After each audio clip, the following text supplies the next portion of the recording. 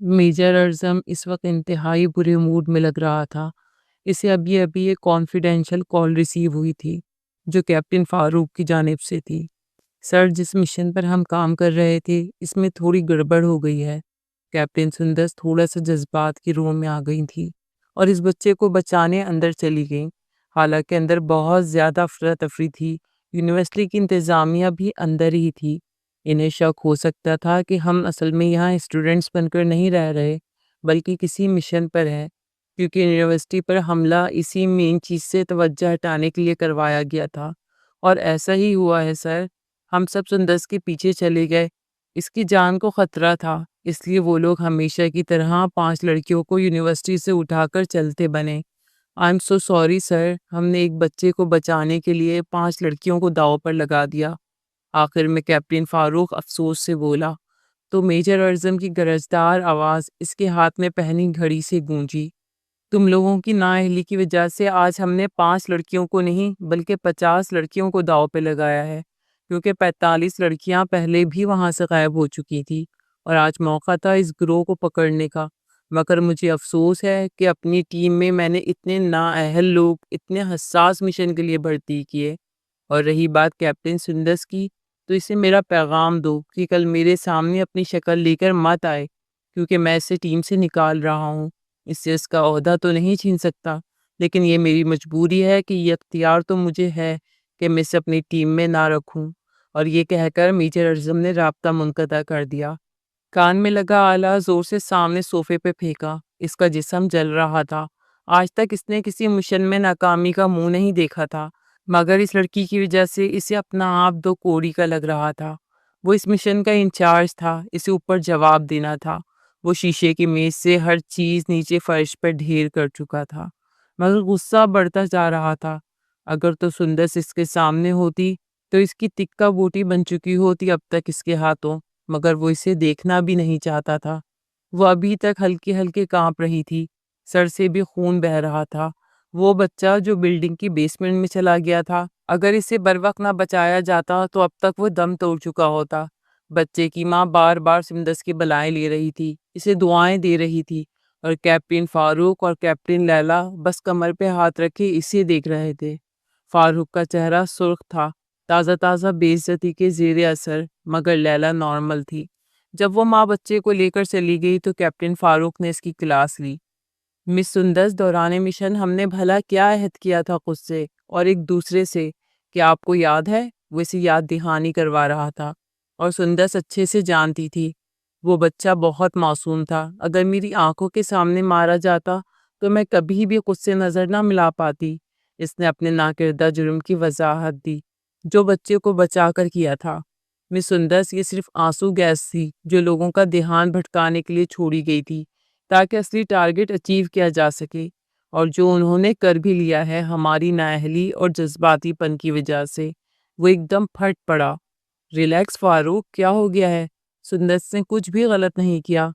हमने किया। हमें इसके पीछे नहीं जाना चाहिए था, बल्कि इस गैंग के पीछे जाना चाहिए था, जो फिर से 5 मासूम लड़कियां ले उड़े। इससे मत कोसो, गलती हम सब की है। लैला ने बड़ापन दिखाया, मगर कैप्टन फारूक अभी भी गुस्से में था। मिस सुंदस, मेजर अज़म की तरफ से पैगाम वसूल हुआ है। आप मजीद टीम का हिस्सा नहीं रहीं। वो जैसे अफसोस से बता रहा था। लैला का मुंह पूरा खुल गया और सुंदस लाजवाब हुई। इसे यही उम्मीद थी, बल्कि ये तो कम से कम सजा थी इसकी अज़म की तरफ से। अगर निकालना है तो सबको निकाले, सुंदस को क्यों? लैला को तैश आया। ये तो तुम मेजर अज़म से पूछना, इनके सामने तो बोलती बंद हो जाती है और सब मुझे ही डांट सुनना पड़ती है। वो अभी तक नहीं भूला था। नहीं लैला, मेरी गलती है। इस ओहदे में जज्बात को एक साइड पर रखना पड़ता है, और तुम जानती हो मैं शुरू से ही अपने इमोशंस को कंट्रोल नहीं रख पाती, इसलिए शायद वो मुझे नापसंद करते हैं। इसने अफसोस से सर हिलाया था। अब दुनिया की कोई ताकत मेजर अर्ज़म का फैसला नहीं बदल सकती, इसलिए तुम कुछ भी मत कहना इन्हें।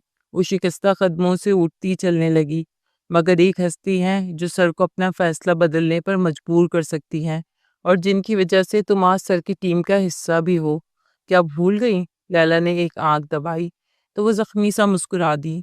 हाँ, कह लो तुम भी कि मैं अपने टैलेंट पे नहीं बल्कि सिफारिशी हूँ। ورنہ اتنے ہونہار فوجیوں کے بیچ میں تو بالکل ہی مسفٹ ہوں، وہ مسکراتے ہوئے بولی تو لیلا کو برا لگا۔ سر ابھی تمہارے ہڈن ٹیلنٹ سے واقف نہیں نا، جس سے تمہارے دادا جان واقف ہیں، اس لیے وہ تمہارے ساتھ یہ سلوک کرتے ہیں۔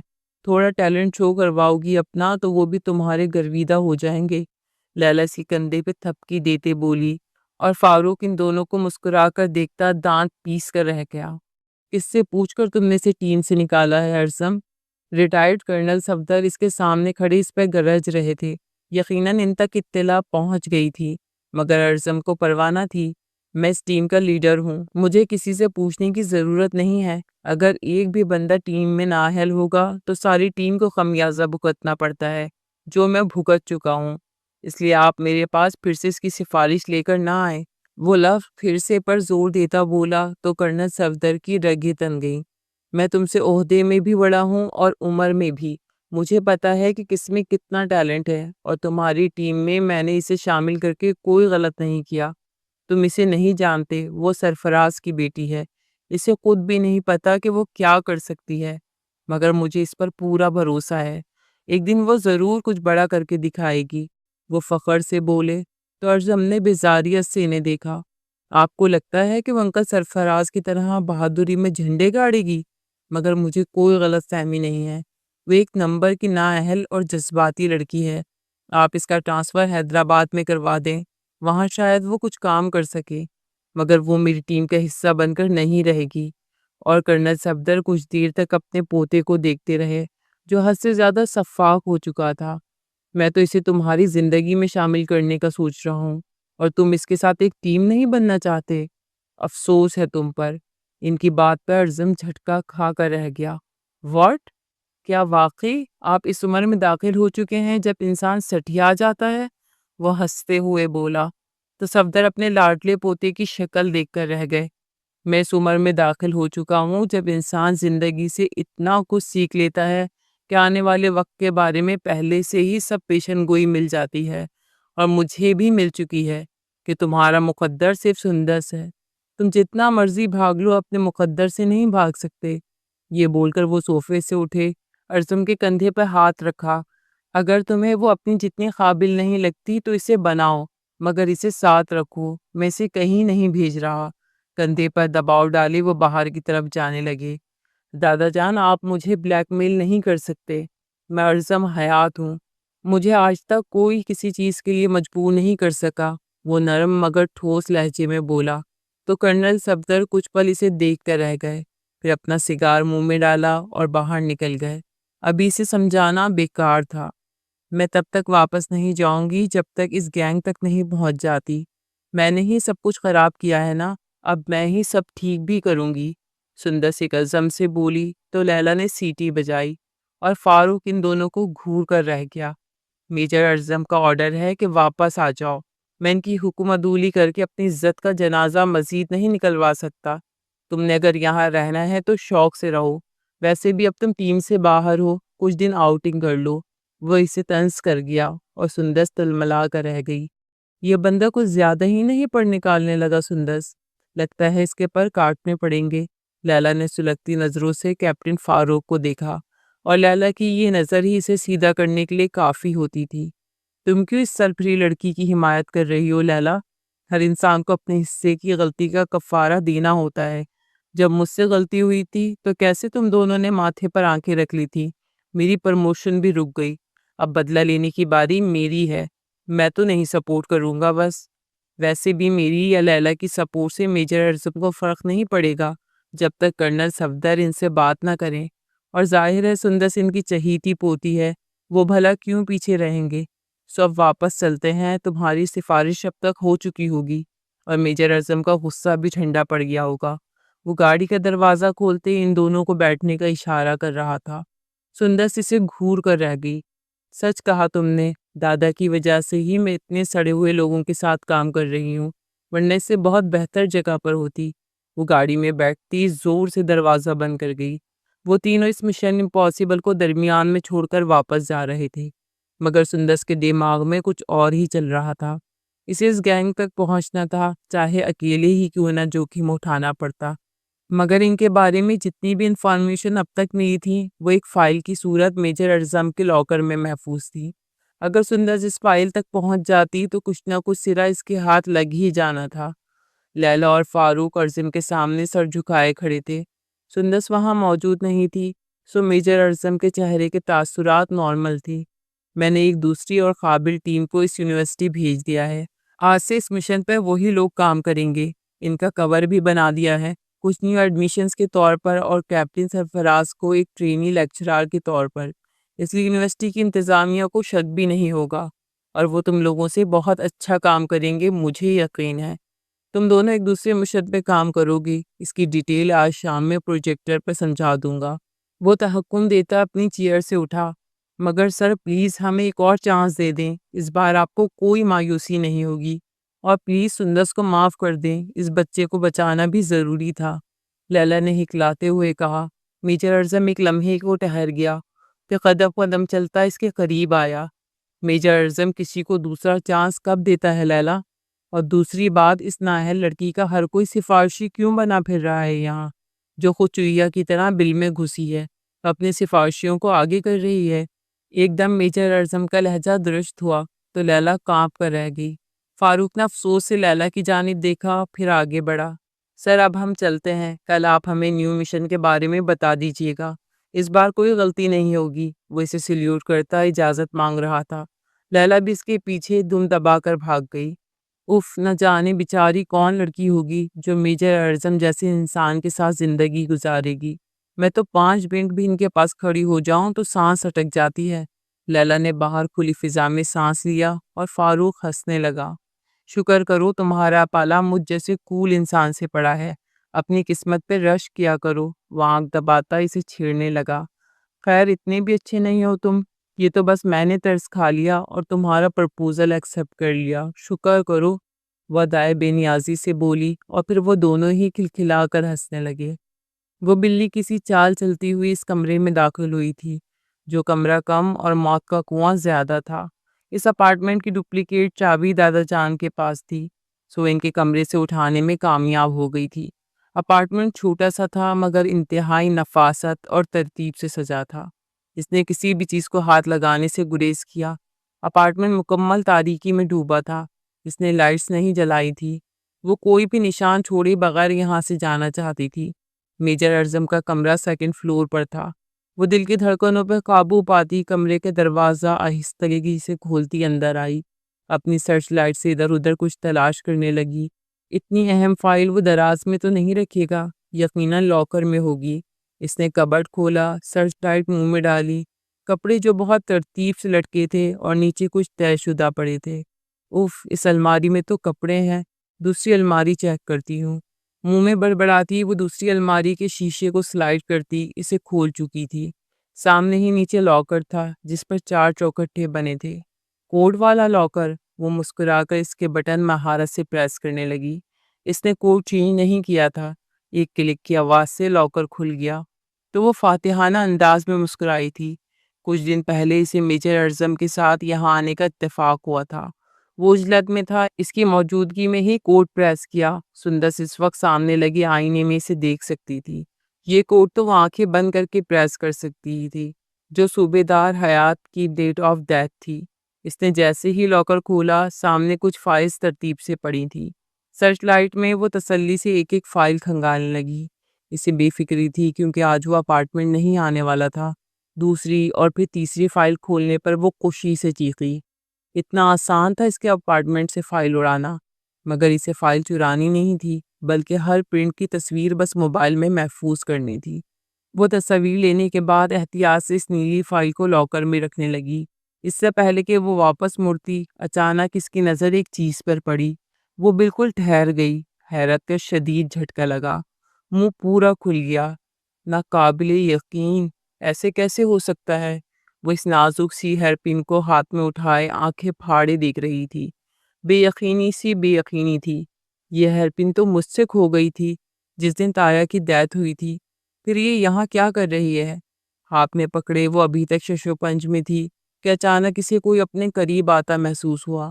اس کے پورے بدن کے رونگٹے کھڑے ہو گئے۔ اس کی چھٹی حس شدید خطرے کی گھنٹی بجا رہی تھی۔ کہ کوئی اپارٹمنٹ میں داخل ہوا ہے اور سیڑھیاں چڑھ رہا ہے۔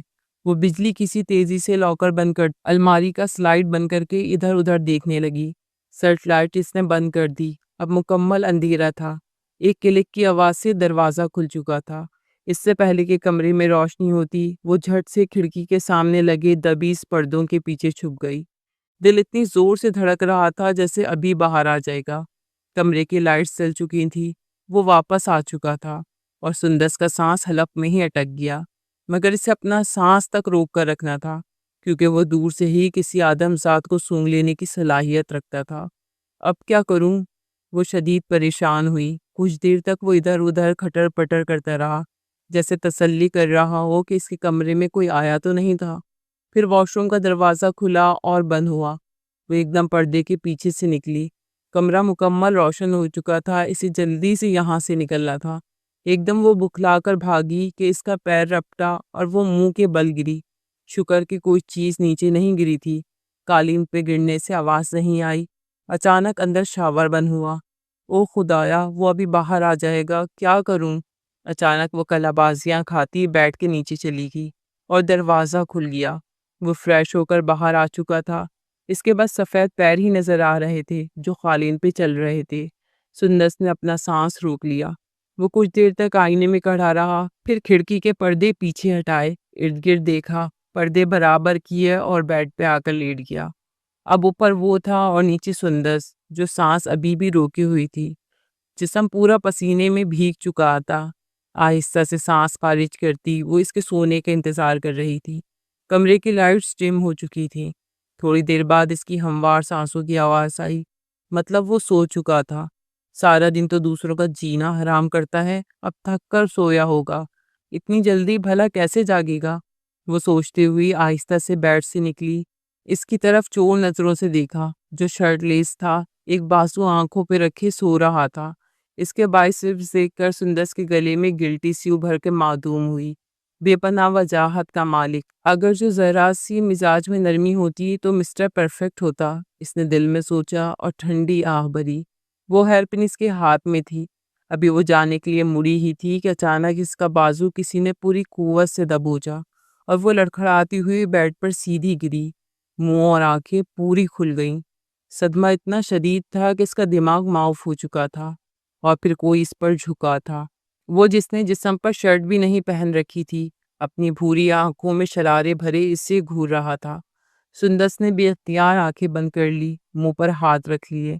آج تو اس کی خوبصورت زندگی کا اختتام تھا۔ بھلا ابھی وہ دنیا میں رہی ہی کتنا عرصہ تھی، اسے اپنی قسمت پر افسوس ہوا۔ بتانا پسند کریں گی کہ ہمارے غریب خانے میں آپ نے کیسے اپنے قدم مبارک رکھے؟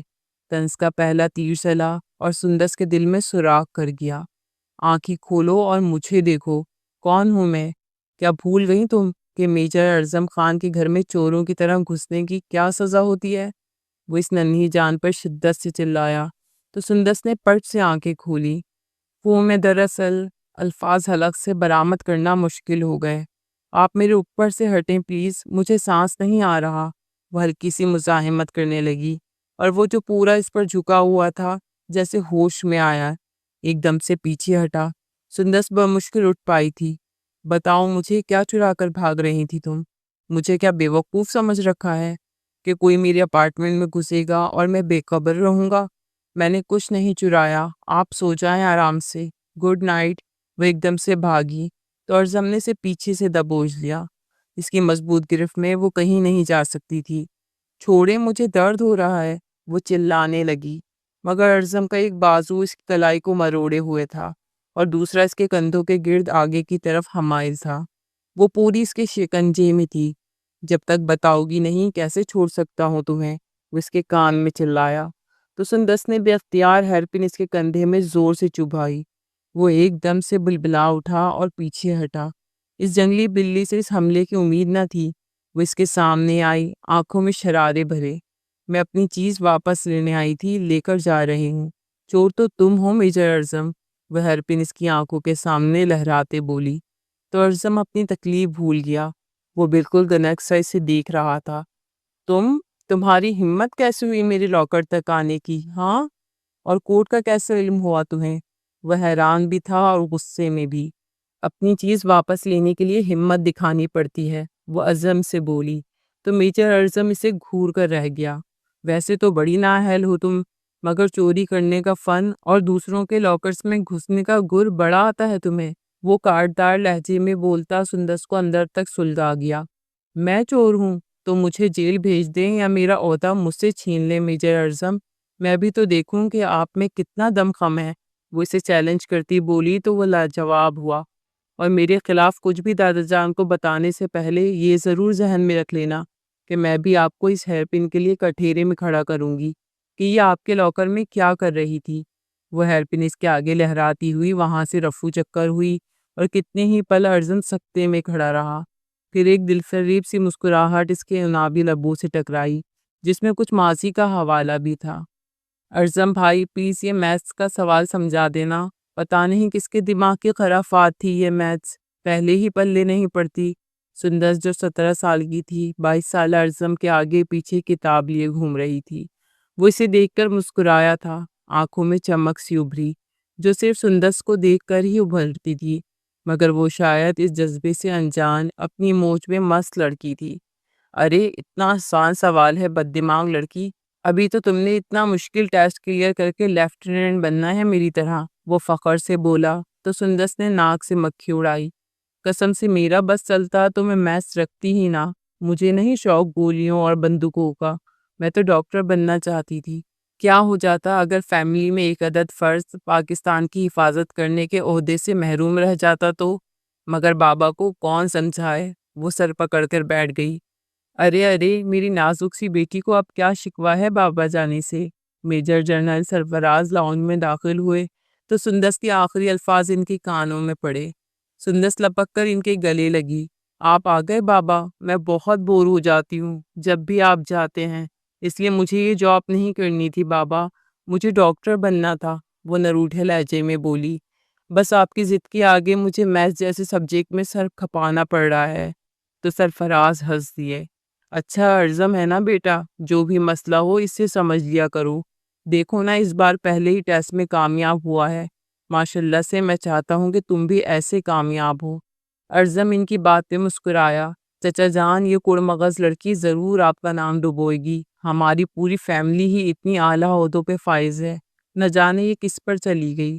اعظم نے اسے چھیڑا تو وہ تب گئی۔ میں نالائق نہیں ہوں، بس میرا انٹرسٹ نہیں ہے، وہ بے نیازی سے بولی تو سرفراز اسے دیکھ کر رہ گئے۔ ٹھیک ہے بیٹا، اگر تم میڈیکل کرنا چاہتی ہو ابھی بھی وقت نہیں ہاتھ سے گیا، میں تمہارا ایڈمیشن کروا دوں گا، وہ افسردہ سے بولے تو سندس کے دل کو کچھ ہوا۔ نہیں بابا، آپ کا یہ خواب اب میں پورا کروں گی، چاہے مجھے میتھس کے ساتھ کشتی ہی کیوں نہ کرنا پڑے۔ اس کی بات پر سبھی ہنس پڑے تھے۔ میتھس کے ساتھ کشتی ضرور کرو، مگر ایک بات ہمیشہ ذہن میں رکھنا بیٹی کہ کبھی بھی اپنے وطن کے ساتھ غداری مت کرنا۔ جس عہدے پر ہم سب فائز ہیں اس کا بوجھ اٹھانا اتنا آسان نہیں ہوتا۔ آپ کو دشمنوں کے ساتھ تو لڑنا ہی پڑتا ہے، مگر ملک کے اندرونی دشمنوں سے زیادہ محتاط رہنا ہوتا ہے۔ مجھے امید ہے میری بیٹی میرے نام کبھی نہیں ڈبوئے گی۔ میجر جنرل سرفراز اس کا ماتھا چھومتے بولے تو اعظم بھی مسکرا دیا تھا۔ یہ تو سب سے اہم سبق تھا جو اس نے بھی بچپن سے یاد کر رکھا تھا۔ کرنل صفدر کے دو ہی بیٹے تھے، حیات صفدر اور سرفراز صفدر۔ اپنے باپ کی طرح وہ بھی آرمی میں ہی تھے۔ حیات صفدر صوبے دار تھے اور سرفراز صفدر میجر جنرل کے عہدے پر فائز تھے۔ حیات کا بیٹا اعظم حیات بہت ہی ذہین اور کمپیٹنٹ تھا، اسے بہت آگے تک جانا تھا۔ حال ہی میں اس نے لیفٹیننٹ کا امتحان پاس کیا تھا اور پہلا ہی امتحان کلیئر کر لیا تھا۔ دوسری طرف سرفراز کی بیٹی سندس جو گھر بھر کی لاڈلی تھی، اسے شروع سے ہی میڈیکل فیلڈ میں جانا تھا، مگر اپنے بابا جان کا خواب پورا کرنے کے لیے اسے بھی اسی فیلڈ میں آنا پڑا۔ مگر میتھ صرف اسے اعظم کے سمجھانے پر ہی سمجھ میں آتی تھی، وہ جب بھی فری ہوتا اس پر سر کھپاتا رہتا، مگر آج کل جاب کی وجہ سے وہ کافی مصروف تھا، سندس کو وقت نہیں دے پا رہا تھا اور سندس اس بات سے چڑ جاتی تھی۔ آج بھی وہ اس کے سر پر سوار تھی اور اعظم اس کے نخرے اٹھا رہا تھا۔ سر کیا میں اندر آ سکتا ہوں؟ میجر تنویر نے سرفراز صفدر سے آفس میں آنے کی اجازت مانگی تو انہوں نے سر ہاں میں ہلایا۔ وہ خود کسی اہم فائل کی سٹڈی میں مصروف تھے۔ سر اوپر سے آرڈرز کافی سخت ملے ہیں، آپ کو یہ مشن چھوڑنا ہوگا ورنہ ہمارے لیے اچھا نہیں ہوگا۔ میجر تنویر کے لہجے میں تشویش تھی۔ میجر جنرل سرفراز اسے دیکھ کر مسکرائے۔ تم جانتے بھی ہو اس مشن کو چھوڑنے سے کئی زندگیاں داؤ پر لگ جائیں گی۔ ہمیں ان دہشت گردوں کو ہر حال میں پکڑنا ہے۔ اب تو ہم بہت قریب پہنچ چکے ہیں ان کے۔ میں خود جنرل توصیف کمال سے بات کروں گا اس معاملے میں کہ وہ اپنے آرڈرز واپس لے لیں، تم فکر مت کرو۔ مگر میجر تنویر ابھی بھی متفکر تھا۔ سر، جب ہمارے ملک کے اہم عہدوں کے لوگ ہی ان دہشت گردوں کے ساتھ مل جائیں گے تو پھر ایماندار لوگوں کو اپنی جان کے لالے پڑ جاتے ہیں۔ یہ کیس بہت حساس بن چکا ہے۔ اس کیس میں صرف دہشت گردوں کے ہی نقاب نہیں اتریں گے بلکہ ہمارے ملک کی اسٹیبلشمنٹ بھی بے نقاب ہو جائے گی۔ اس لیے وہ ہر حال میں اس کیس کو روکیں گے، چاہے ان کو کسی ایماندار کی جان ہی کیوں نہ لینی پڑے۔ میجر تنویر نے دکھ سے کہا۔ تو میجر جنرل سرفراز مسکرا دیے۔ ہم نے تو اپنے حصے کی شمع روشن کرنی ہے نا، چاہے جو بھی ہو جائے۔ میں یہ کیس تب تک نہیں چھوڑوں گا جب تک میری جان نہ چلی جائے۔ موت کے علاوہ مجھے کوئی چیز نہیں ٹال سکتی۔ وہ عزم سے بولے تو تنویر سر کو خم دیے وہاں سے چلا گیا۔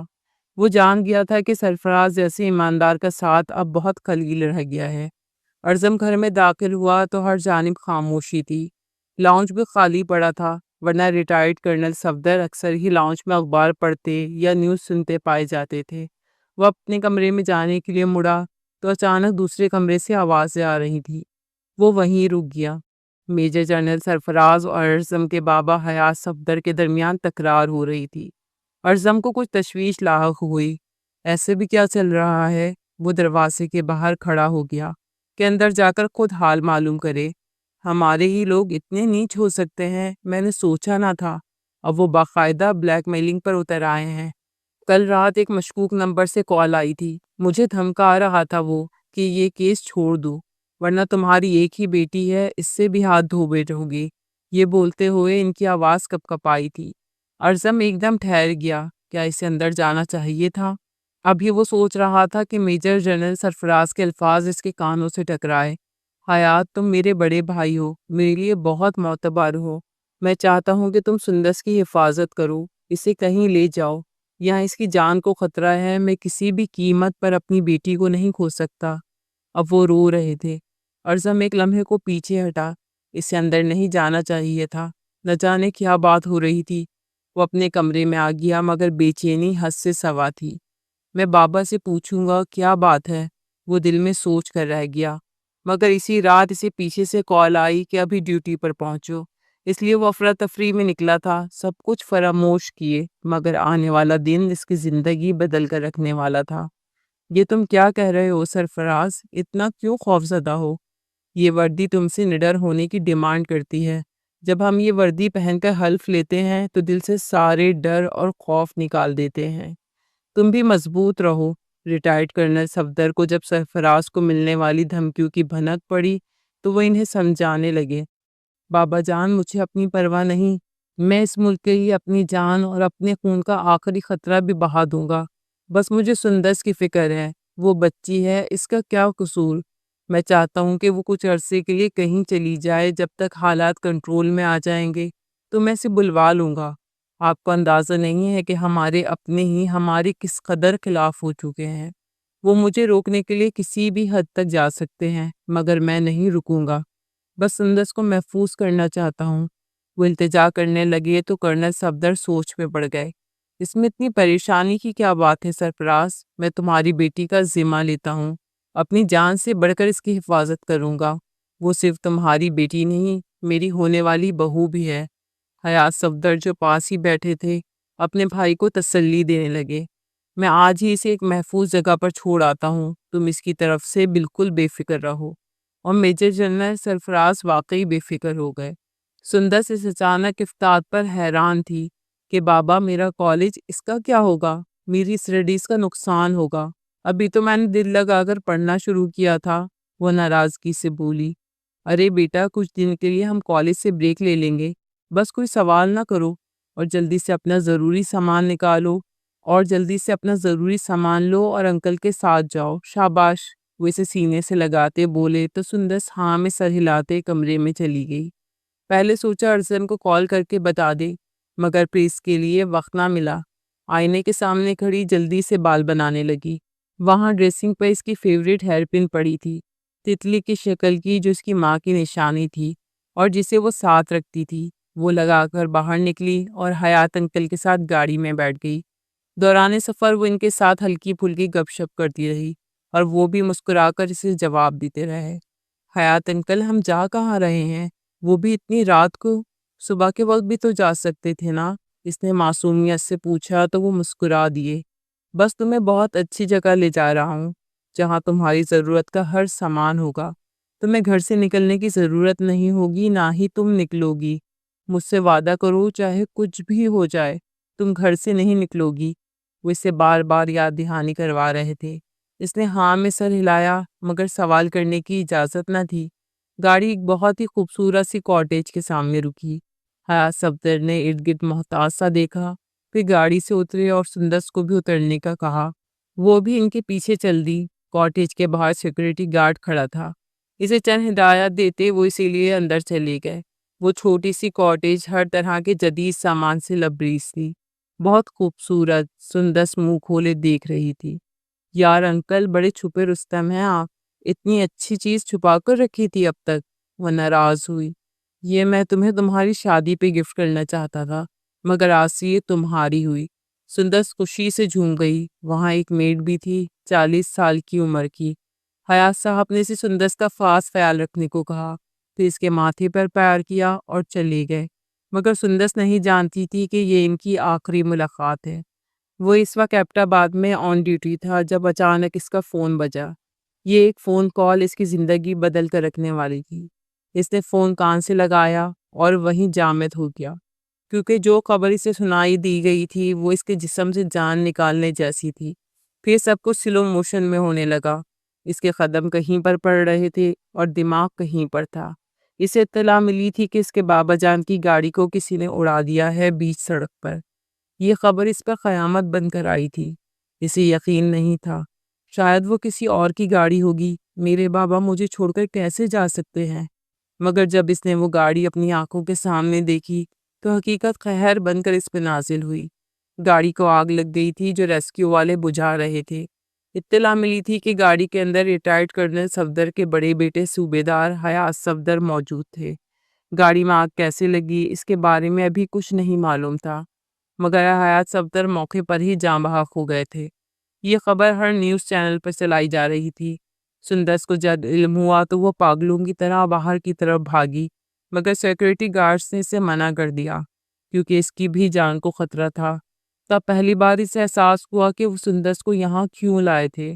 وہ آپے سے باہر ہو چکی تھی۔ مجھے میرے تایا جان کے پاس جانا ہے، وہ ابھی تو مجھ سے مل کر گئے ہیں۔ میں نہیں مانتی کہ وہ جا چکے ہیں۔ پلیز مجھے ان کے پاس لے چلو۔ اس کو سنبھالنا مشکل ہو چکا تھا۔ دیکھیں بی بی، انہوں نے آپ کی جان بچانے کے لیے اپنی جان کی قربانی دی ہے۔ آپ چلی گئیں تو یہ قربانی رائیگاں ہو جائے گی۔ سمجھنے کی کوشش کریں۔ مگر وہ سمجھنا نہیں چاہتی تھی۔ اس نے گاڑی کی چابی لی اور وہاں پہنچ گئی۔ اس جگہ کو کور کر لیا گیا تھا، کافی بڑا ہجوم اکٹھا تھا۔ حیات صفدر کی لاش کو ایمبولینس میں لے جایا جا رہا تھا۔ سندس بھاگتی ہوئی وہاں آئی تھی۔ اس کے بال بکھر چکے تھے، پاؤں میں جوتا نہیں تھا۔ انکل پلیز مجھے چھوڑ کر مت جائیں۔ وہ ہجوم میں سے جگہ بناتی ان کی لاش سے لپٹ گئی۔ ان کے سینے پہ سر رکھے چلانے لگی۔ اچانک کسی نے کندھوں سے پکڑا اور پیچھے دھکیلا تھا۔ وہ ارزم تھا جس کی آنکھوں میں وحشت تھی، درد تھا، جیسے سب کچھ تباہ کر دے گا۔ سندس اس سے لپٹ جانا چاہتی تھی، اس سے معافی مانگنا چاہتی تھی، مگر اسے پیچھے سے کوئی کھینچ کر لے جانے لگا۔ پھر گاڑی میں بٹھایا۔ وہ ان کا سیکورٹی گارڈ تھا جس کے پیچھے آیا تھا۔ وہ اب واپس جا رہی تھی کیونکہ اور کوئی آپشن نہیں تھا۔ ارزم ایمبولینس میں بیٹھا تھا، اسے اپنے باپ کے ساتھ جانا تھا۔ وہ بالکل خاموش اور گمسم تھا۔ اچانک اس کی نظر باپ کی لاش کے اوپر بچھی سفید چادر پر پڑی، اس ہیئر پن پہ پڑی جو شاید ساتھ ہی اٹک گئی تھی۔ وہ جانتا تھا یہ ہیئر پن کس کی ہے۔ اس نے آہستہ سے ہاتھ بڑھایا اور ہیئر پن اٹھا کر جیب میں رکھ لی، ایک تحفظات کے طور پر جو اس کے ساتھ زندگی بھر رہنے والی تھی۔ سندس کا غم کم نہیں ہو رہا تھا۔ وہ اپنے تایا کا آخری بار چہرہ بھی نہیں دیکھ سکی۔ اسی کاٹیج میں بند ہو کر رہ گئی، مگر یہ اس کے غم کا اختتام نہیں بلکہ ابتدا تھی، کیونکہ ٹھیک ایک ہفتے بعد ایک نیوز ٹی وی پر چلی۔ میجر جنرل سرفراز نے اپنے آفس میں اپنی ہی گن سے خود کا خاتمہ کر لیا۔ یہ نیوز بار بار ٹی وی پہ چل رہی تھی اور سندس کو لگا جیسے اس کی ساری دنیا ہی ختم ہو گئی ہو۔ پہلے تایا جان کا صدمہ ہی کیا کم تھا، جو اب بابا کے بچھڑ جانے کا دکھ بھی اسے جھیلنا پڑا، مگر وہ جانتی تھی کہ اس کے بابا خودکشی نہیں کر سکتے۔ وہ تو بہت بہادر اور نڈر تھے، ایسے کیسے ہو سکتا تھا بھلا؟ وہ بالکل ڈھہ گئی تھی، اسے بھی ساتھ ہی مر جانا چاہیے تھا۔ اس کے بابا نے اسے بچا کر اچھا نہیں کیا تھا۔ کرنل صفدر اسے لینے آئے تھے، اس کے باپ کا آخری دیدار کروانے کے لیے۔ وہ کسی ٹرانس کی سی کیفیت میں ان کے ساتھ جا رہی تھی، بے یقینی تھی۔ یقین آتا تو وہ روتی، مگر جب اس نے اپنے باپ کو دیکھا تو سارے شک دور ہو گئے۔ وہ بالکل بچوں کی طرح ان کے سینے سے لگی رو رہی تھی۔ کوئی اسے تسلی دے رہا تھا، اسے دلاسے دیے جا رہے تھے، مگر اسے کیا صبر آ سکتا تھا؟ اس دنیا میں اس کا واحد سہارا بھی اسے چھوڑ کر جا چکا تھا۔ اور ارزم، وہ تو بالکل خاموش ہو گیا تھا۔ اس نے سندس کو گلے لگا کر دلاسا تک نہیں دیا تھا۔ نہ جانے کیسے اس کا دل پتھر بن چکا تھا۔ پہلے جو ہر وقت سندس کا خیال رکھتا تھا، اب اس سے انجان ہو چکا تھا، جیسے وہ ہے ہی نہیں، یا جیسے اب اس کے پیچھے سندس کا ہاتھ ہو۔ کرنل صفدر سندس کا ہر پل خیال رکھنے لگے۔ ایک سال یوں ہی بیت گیا۔ اگلے سال تک وہ کافی سنبھل چکی تھی۔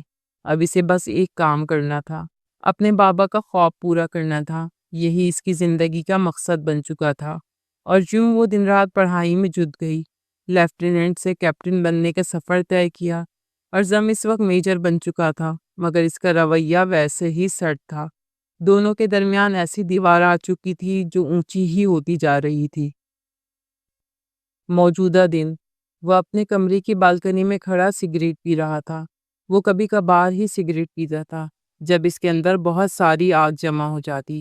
وہ بھی اندر سے جل رہا تھا۔ سندس ابھی سے دھمکی دے کر گئی تھی کہ وہ اس کے ہیئر پن کا حساب ضرور لے گی، مگر وہ ان حسابوں کا کیا کرتا جو اب تک وہ سندس کے کھاتے میں ڈالتا آیا تھا۔ اس کے بابا اور چچا کی موت نے اسے سندس کے قریب آنے کی بجائے اس سے مزید دور کر دیا تھا۔ پہلے پہل وہ سمجھتا تھا کہ اس کے باپ کی موت سندس کی وجہ سے ہوئی تھی، نہ وہ اسے چھوڑنے جاتے نہ یہ سب ہوتا۔ وہ چاہنے کے باوجود بھی اسے بے قصور ماننے کو تیار نہ تھا، مگر بعد میں جب اسے علم ہوا کہ اس کے چچا اور بابا کی موت اس مشن کی وجہ سے ہوئی جسے اس کے چچا چھوڑنے پر آمادہ نہ تھے، وہ ایک انتہائی حساس مشن تھا جس میں اس ملک کے بڑے عہدوں کے لوگ بھی ملوث تھے۔ اس کے چچا نے خودکشی نہیں کی تھی بلکہ ان کا مرڈر ہوا تھا۔ تب پہلی بار اسے احساس ہوا کہ ملک کے لیے جو بھی وردی پہنتا ہے اسے اپنی جان ہتھیلی پہ رکھنا پڑتی ہے۔ ارزم نے تو اپنی جان ہتھیلی پر رکھ لی تھی، مگر وہ نہیں چاہتا تھا کہ سندس بھی اس حساس شعبے میں آ جائے۔ تو سندس کے بارے میں جو بدگمانی تھی وہ دھل گئی، مگر وہ لڑکی بہت ضدی تھی۔ اسے ہر حال میں آرمی جوائن کرنی تھی۔ ارزم اس سے چڑھنے لگا تھا۔ کئی بار اس نے کرنل صفدر سے کہا کہ سندس کو اس سب سے دور رہنا چاہیے، مگر دادا پوتی ضد پر اڑے تھے اور ارزم کو غصہ دلا رہے تھے۔ مگر سندس ہر وہ کام کرنے لگی جس سے ارزم منع کرتا تھا، اور پھر ان دونوں کے درمیان ایک سرد جنگ سی جاری رہنے لگی۔ کرنل صفدر چاہتے تھے کہ سندس ارزم کی ٹیم میں شامل ہو کر اس کے ساتھ کام کرے، مگر میجر ارزم اس کی جذباتی حرکتوں سے بہت چڑھتا تھا۔ اس کے نزدیک سندس ایک انتہائی میچور لڑکی تھی، کسی بھی وقت اپنی یا کسی ساتھی کی جان خطرے میں ڈال سکتی تھی۔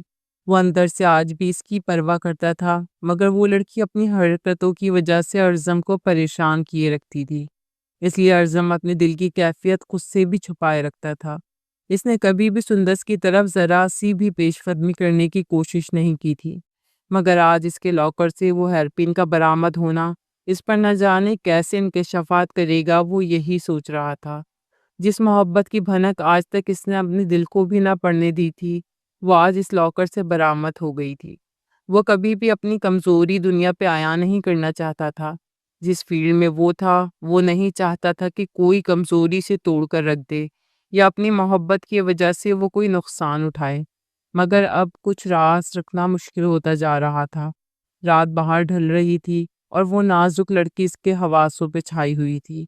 وہ کمپیوٹر کی اسکرین کے سامنے بیٹھی تھی، وہ سارا ڈیٹا اکٹھا کر رہی تھی جو ذرا سا بھی کلیو دے دیتا۔ اسے اس گینگ تک پہنچنے کے لیے ارزم کے لاکر میں موجود فائل سے اسے کافی ادھوری انفارمیشن مل گئی تھی۔ وہ گینگ ہر 4 ماہ بعد مختلف یونیورسٹیز میں لڑکیوں کی کچھ مخصوص تعداد کو کڈنیپ کرتا تھا، پھر ان کو اسمگل کرتا، نہ جانے کیسے کیسے کام ان سے لیے جاتے۔ آج تک ان کو کسی نے نہیں دیکھا تھا، وہ ہر بار چکمہ دے کر نکل جاتے، مگر سندس نے ان میں سے ایک آدمی کو دیکھ لیا تھا۔ اس نے کسی سے ذکر نہیں کیا۔ جب وہ اس بچے کو بچانے بیسمنٹ میں گئی تو وہاں ایک نقاب پوش اسے ملا تھا جو واش روم سے نکل رہا تھا۔ سندس نے اس کی شکل نہیں دیکھی، مگر وہ ان آنکھوں کو کبھی نہیں بھول سکے گی۔ بھرے مجمع بھی وہ پہچان لے گی۔ اس کی ایک آنکھ سبز رنگ کی تھی اور دوسری آنکھ ایسی تھی جیسے اس میں کوئی نگینہ فٹ ہو۔ وہ اصلی آنکھ نہیں تھی، بناوٹی آنکھ تھی، اور یہی اس کی پہچان بھی تھی۔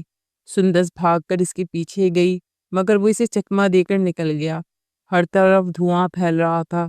اچانک سندس کی نظر نیچے فرش پر ایک کارڈ پر پڑی جو اس آدمی کی جیب سے گرا تھا۔ وہ اسلام آباد کی ایک مشہور کلب کی ممبرشپ کا کارڈ تھا۔ مطلب وہ شخص اس کلب کا حصہ تھا۔ اس نے وہ کارڈ رکھ لیا تھا۔ اب مزید انفارمیشن اکٹھی کرنے کے بعد وہ خود اس تک پہنچنا چاہتی تھی۔ شاید ارزم کو یہ ثبوت دینا چاہتی تھی کہ وہ اگر سب غلط کر سکتی ہے تو ٹھیک کرنا بھی جانتی ہے۔ اسے بس کل کا انتظار تھا، کیونکہ کل رات اس کلب میں سب سے بڑا گیمبلنگ کمپٹیشن ہونے والا تھا۔ وہ اگر اس کلب کا حصہ تھا تو ہر حال میں وہاں آئے گا۔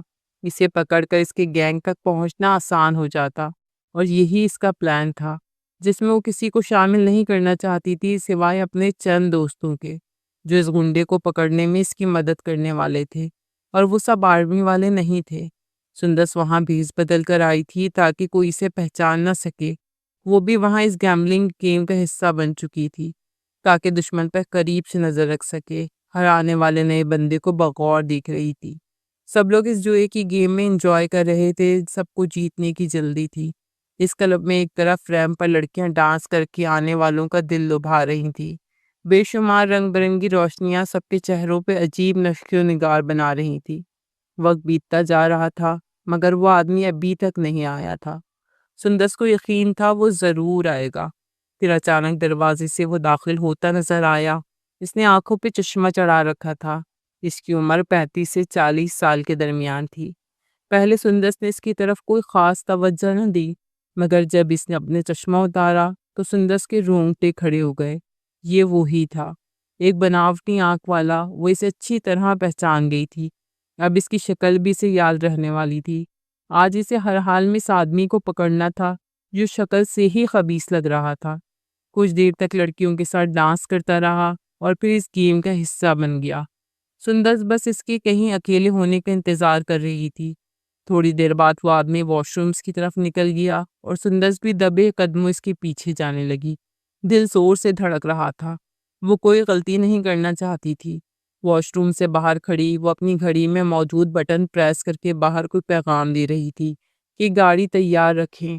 اسے بس اس آدمی کو بے ہوش کرنا تھا اور پھر دوسرے خفیہ راستے سے باہر تک لے جانا تھا بس۔ جب وہ باہر نکلا تو سندس نے انتہائی مہارت سے اس کی گردن میں ایک سوئی چبھوئی۔ وہ ہاتھ پاؤں مارنے لگا اور پھر بے ہوش ہو گیا۔ بس اتنا سا کام تھا۔ وہ اسے گھسیٹ کر دوسرے گیٹ سے باہر لائی جہاں گاڑی میں 2 لڑکے پہلے سے موجود تھے۔ سندس نے ان کو اشارہ کیا۔ وہ اسکول اسٹوڈنٹس لگتے تھے جن کی مدد اس نے لی تھی۔ وہ اسے گاڑی میں ڈال چکے تھے۔ سندس ڈرائیونگ سیٹ پر بیٹھی گاڑی احتیاط سے چلانے لگی۔ آج اس نے بڑا کام کیا تھا۔ اب تو ارزم اس سے خوش ہو جائے گا یقیناً۔ دل میں خود کو داد دیتی وہ اپنے خفیہ ٹھکانے کی جانب روانہ ہو گئی۔ پہلے اسے اس آدمی سے خود اگلوانا تھا۔ اگر وہ نہ مانتا تو اسے اپنی ٹیم کے حوالے کر دینا تھا۔ یہی اس کا پلان تھا۔ گاڑی رات کے وقت سنسان سڑک پر چل رہی تھی، مگر اس کا پلان تب فیل ہوا جب اس کی گاڑی کے سامنے ایک بڑا ٹرک آن رکا اور اس کا راستہ بند ہو گیا۔ وہ ہارن بجانے لگی مگر وہ ٹرک نہ ہٹا۔ سندس کو تشویش لاحق ہوئی۔ اس کے ساتھی لڑکوں کے پسینے چھوٹ گئے۔ اس طرح کا کام انہوں نے پہلی بار کیا تھا۔ اچانک ٹرک کا پچھلا بڑا دروازہ کھل گیا جیسے اس گاڑی کو اپنے اندر نکلنے والا ہو۔ سندس کو پہلی بار خطرے کی گھنٹی سنائی دی۔ اس سے پہلے کہ وہ گاڑی کو ریورس کرتی پیچھے سے موٹر بائکس آ گئیں۔ وہ لڑکے اس قدر حواس باختہ ہو گئے کہ جلدی سے گاڑی کا دروازہ کھول کر قریبی جھاڑیوں میں چلے گئے، اور سندس کو لگا کہ وہ اکیلی اس ٹریپ میں پھنس چکی ہے۔ وہ جیسے ہی باہر نکلی، کسی نے اس کے منہ پر رومال رکھا اور وہ ہوش و خرچ سے بیگانہ ہو گئی۔ اس کی آنکھ ایک نیم تاریک کمرے میں کھلی تھی، جہاں وہ کرسی کے اوپر رسیوں سے بندھی تھی۔ وہ اس گینگ کے ہتھے چڑھ چکی تھی، فرار کا کوئی راستہ نہ تھا۔ اس کے ساتھیوں کو تو علم تک نہ تھا کہ وہ کہاں ہوگی۔ چاروں طرف بس اندھیرا نظر آ رہا تھا۔ اچانک کسی کے قدموں کی چاپ اس کے اعصاب پر ہتھوڑے کی طرح برسی۔ اس نے آنکھیں اٹھا کر دیکھا تو ایک مکروہ چہرہ اپنے ہاتھ میں بیلٹ لیے اس کے سامنے کھڑا تھا۔ ہاں ہاں ہاں، تم وہ پہلی لڑکی ہو جس نے ہمارا پیچھا کرنے کی کامیاب کوشش کی، مگر افسوس کہ تم ابھی بچی ہو اور ہم اس گیم کے پرانے کھلاڑی ہیں۔ اب بتاؤ تمہاری کیا خدمت کریں ہم؟ وہ سندس کو اندر تک اترتی غلیظ نظروں سے دیکھتا غرایا۔ کمینے انسان، ایک بار مجھے آزاد کرو تو بتاؤں گی تمہیں کہ کس میں کتنا دم ہے۔ وہ اسے دیکھ کر غصے سے پھنکاری تو اس کا فیخہ ہوا میں بلند ہوا۔ اس کے پیچھے 3 آدمی اور اندر داخل ہوئے، ہٹے کٹے حبشیوں جیسے، جو اسے بھوکے کتوں کی طرح دیکھ رہے تھے۔ ان میں سے ایک بولا، اسے آزاد کر دو، سب مل کے اس کے ساتھ پہلے آنکھ مچولی کھیلیں گے۔ جب دل بھر جائے گا تو اسے اتنا ماریں گے کہ آج کے بعد یہ تو کیا، کوئی بھی ہمارا تعاقب کرنے کا نہیں سوچے گا۔ وہ مکروہ چہرے والے جہنم کے دروغوں سے کم نہیں لگ رہے تھے۔ سندس کو اپنا سانس گھٹتا محسوس ہوا۔ اس نے ٹریننگ ضرور حاصل کی تھی، مگر وہ اکیلی تھی اور سامنے 4 ہٹے کھٹے بھیڑیے، ان کا مقابلہ وہ نہیں کر سکتی تھی۔ اچانک اس آدمی نے بیلٹ زور سے چابک کی طرح اس کے ہاتھوں پر مارنا شروع کر دیا۔ سندس کی چیخیں آسمان کو ہلا گئیں۔ اس نے پہلی بار اپنے سامنے اذیت ناک موت کو اپنا منتظر پایا تھا۔ وہ ابھی ابھی اپنے اپارٹمنٹ آیا تھا، غصے سے بھرا ہوا۔ 3 گھنٹے پہلے اسے اپنے سورسز سے ایک خفیہ پیغام ملا تھا، جس میں اسلام آباد کے مشہور کلب کی لوکیشن تھی۔ یقیناً وہاں کوئی آنے والا تھا، اس لیے اسے اطلاع ملی۔ وہ جلدی سے وہاں پہنچا تھا، مگر وہاں پہنچنے سے پہلے ہی وہ اسے چکما دے گئے تھے، اس لیے اسے واپس آنا پڑا۔ اسے ہر حال میں ان تک پہنچنا تھا، جو اگلے کچھ دنوں میں کہیں اور حملہ کرنے والے تھے۔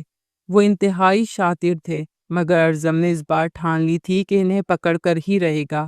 اچانک اس کا موبائل بجا۔ اس نے دیکھا تو کوئی اننون نمبر تھا۔ احتیاط سے فون کان سے لگایا۔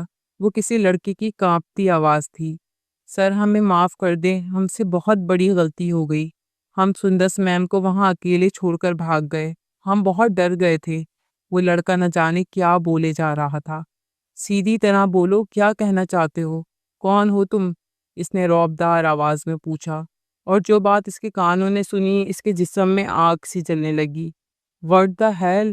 یہ کیا بکواس کر رہے ہو؟ وہ اکیلی وہاں کیا کر رہی تھی؟ اور تم اسے کیوں چھوڑ کر آئے؟ مجھے ساری تفصیل بتاؤ۔ وہ اتنی شدت سے چلایا کہ کمرے کے در و دیوار کانپ گئے۔ تھوڑی دیر بعد اسے وہ لوکیشن مل چکی تھی جہاں وہ ٹرک رکا تھا۔ ارزم نے ٹریفک پولیس کے ہیڈ کو کال کی، اسے وہ ٹائمنگ بتائی جس وقت وہ ٹرک اس سڑک پر تھا۔ شاید اس طرح اس کا کوئی سراغ مل سکے۔ وہ ٹرک ایک ورک شاپ پر جا کر رکا تھا، جو یہاں سے کچھ ہی دور تھی۔ میجر ارزم اپنی ساری ٹیم اور مخبروں کو اطلاع دے چکا تھا، اور پھر خود سب سے پہلے وہاں پہنچا۔ وہ ٹرک ابھی بھی اسی ورک شاپ میں کھڑا تھا، مگر خالی تھا۔ یقیناً وہ لوگ سندس کو کسی گاڑی میں بٹھا کر گئے تھے۔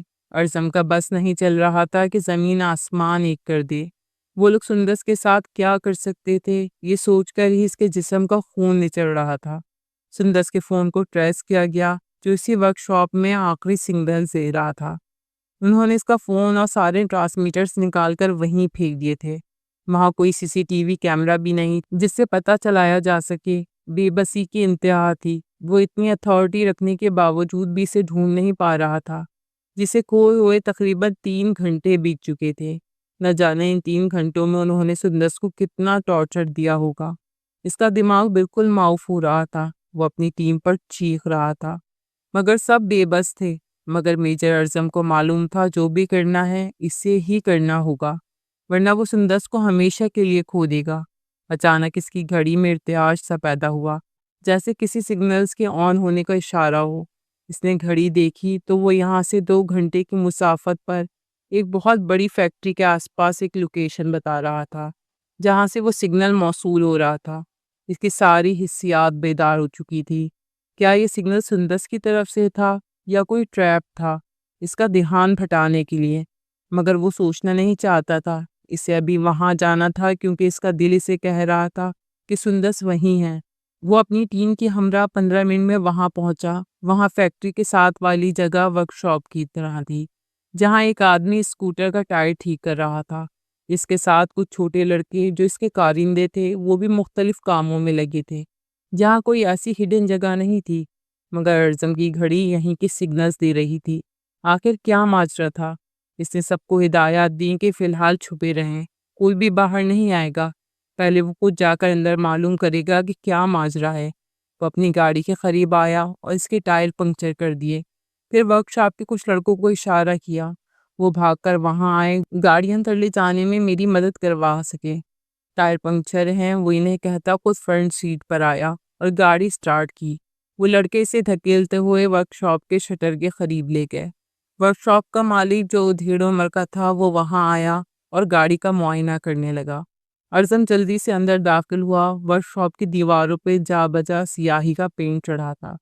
ساری دیواریں نیچے سے اوپر تک آگ ہی سیاہ تھی، مگر سامنے والی دیوار بالکل سیاہ تھی، یوں جیسے اس پر کچھ سے پینٹ کیا گیا ہو، اور سگنل اسی دیوار کے پار سے مل رہا تھا۔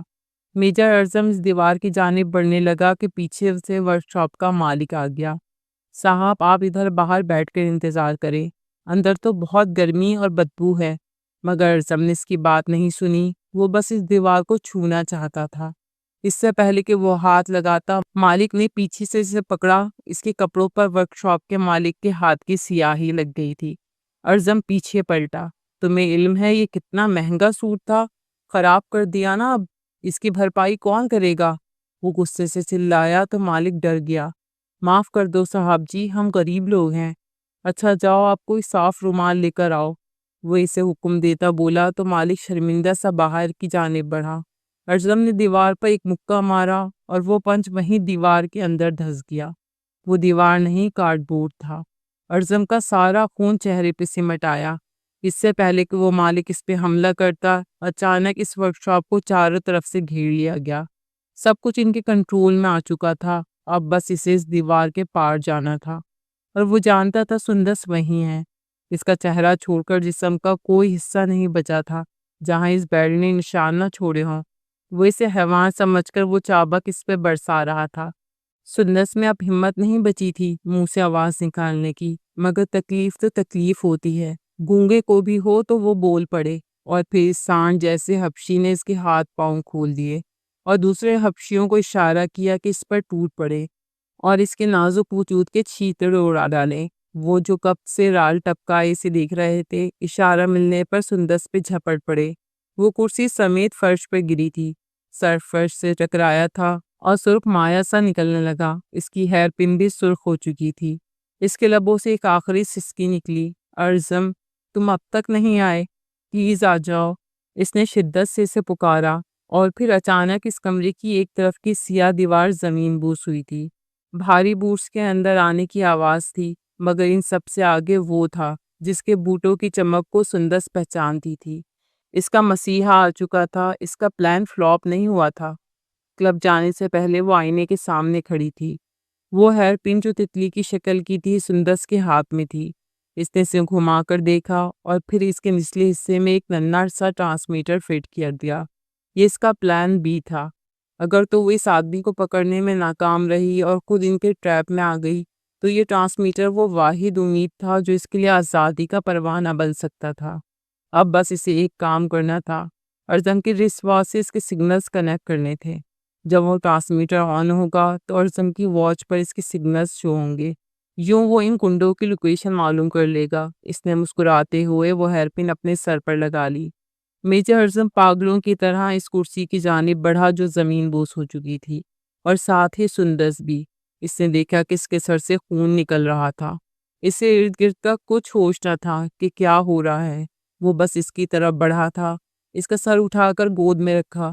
اس کے سفید کپڑے بھی سرخ مائع میں لت پت ہو چکے تھے، مگر اس سے پرواہ نہ تھی۔ سندس نے آنکھیں بند کرنے سے پہلے خاموش لبوں سے اس کا نام پکارا تھا، اور اعظم کے دل پر گہری چوٹ لگی تھی۔ کیا وہ اس لڑکی کو اس حالت میں دیکھ سکتا تھا؟ وہ اسے باہوں میں اٹھاتا باہر کی جانب بھاگا۔ اس کی ٹیم نے ان بدماشوں کو اپنی گرفت میں لے لیا تھا، سب کے سب پکڑے گئے تھے۔ سندس کا بہتا خون رائے گا نہیں گیا تھا۔ کیا واقعی آج اس نے ارزم کا دل جیت لیا تھا؟ یہ تو کوئی ارزم کے دل سے پوچھتا کہ وہ کس قدر زخمی تھا۔ ہاسپٹل کے راستے جاتے ہوئے وہ بار بار اس کو آنکھیں کھولے رکھنے کی ہدایات دے رہا تھا، مگر وہ سن کہاں رہی تھی۔ 3 دن بعد وہ پچھلے 3 دنوں سے اس کے سرہانے لگ کر بیٹھا تھا، اسے آنکھیں کھولنے کا کہہ رہا تھا، مگر سندس جیسے سے روٹھ گئی تھی۔ ڈاکٹر سے کہنا تھا کہ اسے اتنی چوٹیں آئی ہیں کہ اس کی سانس تک چلتے رہنا کسی معجزے جیسا ہے، مگر ارزم جانتا تھا کہ وہ نہ صرف سانس لے گی بلکہ اٹھ کر بیٹھ بھی جائے گی۔ وہ اس امید پر زندہ تھا۔ سندس، پتہ ہے، میں اسی دن سے ڈرتا تھا کہ کہیں تمہیں اس نوکری کی بھاری قیمت نہ ادا کرنی پڑے۔ میں تمہیں اس حالت میں دیکھنے سے ڈرتا تھا، تمہیں اپنی کمزوری بنانے سے ڈرتا تھا، مگر تم تو شروع سے ہی میری کمزوری تھی، میری محبت تھی جس سے میں بھاگتا رہا ساری عمر۔ اور دیکھو آج کتنی بڑی سزا دی ہے تم نے مجھے۔ اس قابل بھی نہیں سمجھا کہ تم مجھے اپنے پلان میں شامل کر سکو، مجھے اپنی نظروں میں گرا دیا تم نے۔ پلیز آنکھیں کھولو ورنہ میں خود پر زندگی کے تمام دروازے بند کر دوں گا۔ تمہارے بغیر جینے کا تصور بھی مجھے گناہ لگتا ہے۔ وہ اس کے ماتھے پہ اپنا ماتھا رکھے بچوں کی طرح رو رہا تھا۔ اچانک اسے لگا جیسے اس کے جسم نے حرکت کی ہو۔ وہ ایک جھٹکے سے اس سے دور ہوا اور سندس نے آنکھیں کھول دیں۔ اس کی آنکھ سے ایک آنسو تکیے میں جذب ہو گیا جیسے وہ اسے سن رہی تھی۔ ارزم بے یقینی سے اسے دیکھ رہا تھا۔ سندس، تم ٹھیک ہو نا؟ اور سندس نے نفی میں سر ہلایا۔ اس کے لب آہستہ سے ہلے۔ ارزم کو اس کی بات سننے کے لیے اس کے لبوں سے اپنا کان لگانا پڑا۔ درد ہو رہا ہے بہت۔ اور پھر اس نے دوبارہ آنکھیں بند کر دی۔ ارزم کے دل کو کسی نے کچلا تھا۔ وہ بھاگتا ہوا باہر گیا۔ کیسے نااہل ڈاکٹرز ہیں سب کے سب۔ 3 دن سے وہ درد میں مبتلا ہے، اس کا درد کیوں نہیں ٹھیک ہو رہا؟ وہ پاگلوں کی طرح چلایا تو 2 ڈاکٹرز بھاگتے ہوئے اس کی جانب آئے۔ سر، جس طرح سے انہیں چابک سے جانوروں کی طرح مارا گیا ہے، ان کا جسم ابھی تک کسی درد کو محسوس کر رہا ہے۔ ہم انہیں پین کلرز دے رہے ہیں، آپ پریشان مت ہوں، کچھ دن میں وہ ٹھیک ہو جائیں گی۔ ڈاکٹر سے کندھے پہ ہاتھ رکھتا بولا۔ کیا مطلب کچھ دن؟ میں اسے 1 منٹ بھی اس اذیت میں نہیں دیکھ سکتا۔ جو بھی کرو مگر اس کا درد کم کرو، ورنہ میں اسے کسی اور ہاسپٹل لے جاؤں گا۔ کیپٹن فاروق اور لیلا اس کی جانب بڑھے۔ سر، یہ سب سے بیسٹ ہاسپٹل ہے اور بیسٹ ٹریٹمنٹ ہے، آپ فکر مت کریں، وہ ٹھیک ہو جائے گی جلدی۔ اور وہ بے بسی سے دیوار میں مکہ مار گیا۔ اسے اپنا غصہ کسی اور پر نکالنا تھا۔ وہ سب گنڈے پولیس کی بجائے آرمی کی کسٹڈی میں تھے۔ انہیں 3 دن سے سخت ٹارچر دیا جا رہا تھا۔ ان سب لڑکیوں کے ٹھکانے معلوم کیے گئے، کچھ کو بازیاب کرایا گیا اور بہت ساری لڑکیاں بیرون ملک فروخت ہو چکی تھیں۔ ارزم کے اندر جو وحشت بھری تھی وہ ان سب پر نکالنا چاہتا تھا۔ جب وہ انہیں ہر طرح کی اذیت دے چکا تو تھک کر دوبارہ ہاسپٹل چلا گیا۔ 3 دن مزید گزر گئے اور وہ مسلسل دوائیوں کے زیر اثر تھی۔ ہوش آتا تو درد سے کراہنے لگتی اور میجر ارزم ہاسپٹل سر پر اٹھا لیتا۔ بالآخر 1 ہفتے کے بعد جب وہ کافی بہتر ہوئی تو اسے ڈسچارج کر دیا گیا۔ ڈاکٹرز نے سکھ کا سانس لیا تھا۔ وہ اپنے روم میں بیڈ پر نیم دراز تھی۔ کرنل صفدر افسوس سے اسے دیکھ رہے تھے اور ارزم اس کی میڈیسن سے اسے کھلا رہا تھا جس پہ وہ ناک بھوں چڑھا رہی تھی۔ یہ تو کھانے پڑیں گی محترمہ، کس نے کہا تھا تمہیں ہیرو پنتی دکھانے کو؟ وہ اسے کئی بار ڈانٹ چکا تھا۔ سخت خول جیسے پھر سے چڑھ گیا تھا۔ کرنل صفدر اسے گھورنے لگے۔ میری بچی کے ساتھ پیار سے بولو ورنہ دفع ہو جاؤ، میں خود دیکھ بھال کر لوں گا۔ ارزم ایک لمحے کو نرم پڑا۔ اچھا، اب مجھے مت سکھائیں، آپ جائیں اپنے کمرے میں آرام کریں، اس عمر میں جلدی سو جانا چاہیے، ہر وقت اس کے سر پر کیوں بیٹھے رہتے ہیں؟ وہ انہیں اٹھاتا ہوا باہر کی جانب بڑھا اور اپنے کمرے میں بھیج کر دروازہ بند کر دیا۔ سندر اسے ابھی بھی ناگواری سے دیکھ رہی تھی۔ وہ اس کے فیس ایکسپریشنز کو نظر انداز کرتا اس کے پہلو میں بیٹھا اسے سوپ پلانے لگا۔ مجھے نہیں پینا کڑوا سوپ، کم از کم سوپ بنانا تو سیکھ لیں، وہ ناگواری سے بولی۔ اچھا پھر بتاؤ کس چیز کی طلب ہے، میں بنا دوں؟ سوپ میں تو زہر ملا ہے نا، وہ ناگواری سے بولا۔ مجھے 3 دن پہلے والا وہ ارزم واپس چاہیے جو میرے بال سہلا رہا تھا، مجھ سے پیار بھری باتیں کر رہا تھا۔ میرا دل بس اسی چیز کا طلبگار ہے۔ وہ صاف گوئی سے بولی تو ارزم ٹھہر گیا، پھر ٹھنڈی سانس بھر گیا۔ مجھے تکلیف دے کر تمہیں کیا ملا ہے؟ بولو، یہ اپنی بہادری دکھا کر کون سا میڈل جیتا تم نے؟ ہاں، تم جانتی بھی ہو میری کیا حالت ہوئی تم اس حالت میں دیکھ کر۔ بس جان نہیں نکلی تھی، باقی سب کچھ ہوا میرے ساتھ، وہ بے بسی سے بولا تو سندس لب کاٹنے لگی۔ اگر میں یہ نہ کرتی تو آپ کا سخت کال کیسے چٹکتا میرے لیے؟ آپ کی توجہ پانے کے لیے میں ایسے 1000 ٹارچر سہ سکتی ہوں ارزم، مگر آپ کی یہ بے اعتنائی مجھے چابک کی طرح لگتی ہے۔ مجھے آپ کی توجہ، آپ کی محبت کی طلب ہے، کیا وہ دے سکتے ہیں مجھے؟ وہ اس کے ہاتھ پر اپنا ہاتھ رکھتے بولی تو ارزم کا دل ٹھہر سا گیا۔ اس نے بے اختیار سندس کا ہاتھ اپنے سینے پر رکھا۔ سارے جواب تمہیں یہاں سے مل جائیں گے، مجھ سے کیا سننا چاہتی ہو؟ ارزم کی آنکھوں میں اس کے لیے والہانہ پن چھلک رہا تھا۔ وہ ایک دم اس کے سینے سے لگی، پھوٹ پھوٹ کر رونے لگی۔ بہت مس کیا میں نے آپ کا یہ رویہ، پلیز اب دوبارہ کبھی مت ڈانٹنا۔ وہ بچوں کی طرح رو رہی تھی۔ ارزم کے ہاتھ اس کی کمر پہ آہستہ سے حرکت کر رہے تھے، جو زخموں سے اب بھی چور تھی۔ پھر وہ ہاتھ اس کی گردن کے گرد آہستہ سے حمائل ہوئے، جہاں اب بھی سرخ نشان تھے۔ سندس نے ایک سسکی بھری، کیا اب بھی درد ہے؟ وہ نرمی سے اس کی گردن سہلاتا بولا تو وہ نفی میں سر ہلا گئی۔ اچھا، اب تمہاری زخموں پر میڈیسن لگانے کا وقت ہے، کیونکہ ابھی تم ٹھیک نہیں ہوئی ہو۔ لیٹو، شاباش، وہ اسے بیڈ پہ آہستہ سے لٹاتا بولا۔ مگر آپ کیسے لگائیں گے؟ وہ تو نرس لگائے گی نا، وہ معصومیت سے بولی۔ نرس چھٹی پر ہے، اس لیے مجھے نرسنگ کرنے دو، میں دیکھنا چاہتا ہوں زخم کتنے گہرے ہیں۔ وہ اسے لٹاتا اس کی کمر سے آہستہ سے کپڑے ہٹانے لگا۔ سندس نے ایک دم سے قمیض دوبارہ نیچے کی۔ مجھے شرم آتی ہے، آپ ابھی میرے محرم نہیں بنے۔ ارزم ایک دم مسکرایا، تو کیا نکاح خواہ کو اندر لے آؤں اگر ابھی طلب ہو رہی ہے تو؟ وہ شرارت سے بولا تو سندس سرخ پڑی۔ جائیں یہاں سے، بے شرم نہ بنے، میں خود لگا لوں گی۔ اتنا کمزور سمجھتی ہو مجھے ہاں، کہ تمہیں دیکھ کر کنٹرول کھو دوں گا؟ میرے اعصاب بہت مضبوط ہیں، فکر مت کرو۔ اور دوبارہ سے اس کی قمیض ہٹاتا بولا۔ سندس کے جسم میں کھلبلی سی مچی۔ آپ کمزور نہیں، مگر میں تو ہوں نا، مجھے اس عمر میں کوئی گناہ نہیں کرنا، جائیں یہاں سے۔ وہ اسے ڈانٹتے بولی تو ارزم اسے گھورنے لگا۔